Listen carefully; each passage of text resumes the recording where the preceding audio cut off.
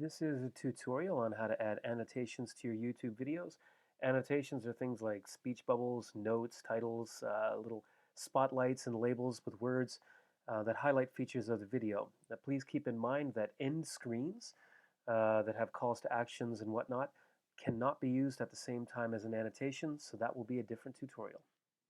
So the first thing we want to do is access the video that we want to add annotations to or endnotes. And of course, you could scroll through your videos this way or your playlists. We'll go up to Video Manager. I like how it gives a nice list. In Video Manager, I've got a Creative Commons video that I've downloaded and then uploaded to YouTube. We're going to use this for our tutorial.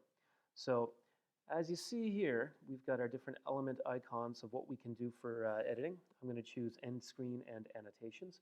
You'll see that end screen is the default. So we're going to click here on annotations. We'll start with that. Now you'll see that annotations don't work on a mobile, so you might want to use cards or an end screen instead of annotations if you expect that your audience is going to be using mobile to view your videos. If you have an existing annotation you want to edit, you can click here and then edit. I don't have any annotations right now. You could also scroll down and you'll see your elements in here. You can click on those and edit. So I want to add an annotation. So we'll start with maybe a title because this video does not have a title. So I'm going to write my video. And you can change the size of the lettering here if you want. You can change the different font colors, only black and white at the moment. If you want, you can choose a different start time.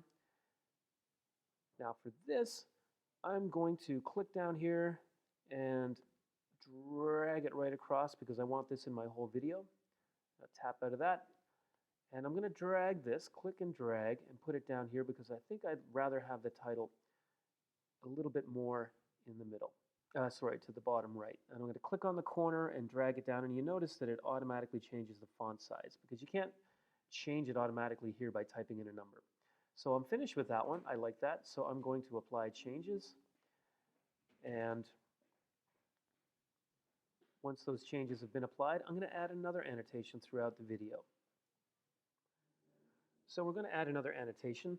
I know where I want to put my annotation. It's always good to have an idea of where you want elements to be in your video before you start editing.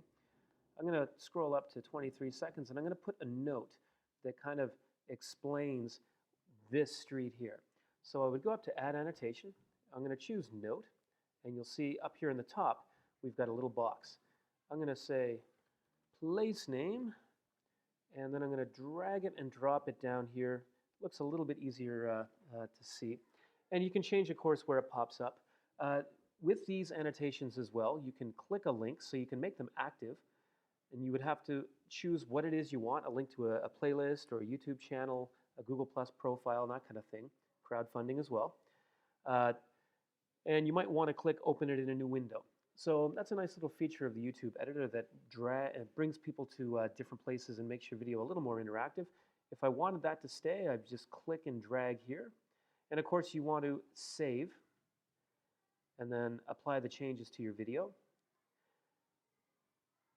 And if you want to add other annotations, you can do that through here. You've got speech bubbles, spotlights, and labels as well. So you can go ahead and play with that on your own. Please note with some of them, you can change the background of the colors. So the box here, if I wanted, I could do that. You can change the different font colors and fonts in some font styles as well. Now let's say I don't like this. I can just click Delete, and it's gone. And of course, if I don't like my other annotations, I can click on them to edit and then delete them if I want as well. Now,